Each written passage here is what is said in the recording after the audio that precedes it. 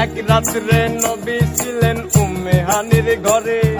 জিবরাইল আসিয়া তখন বলে বিনয় করে,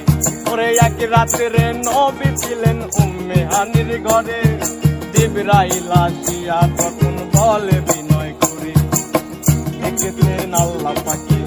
মিরাজ হবে আপনার সাথে, মিরাজে গেলেন নবী আল্লাহ ফোন হলো বিদায় বেলা, আল্লাহ বেলা বলেন বেকারার, আমার আল্লাহ বলে নিকল না আমার, বিদায় বেলা বলেন নবী বেকারার, আমার আল্লাহ বলে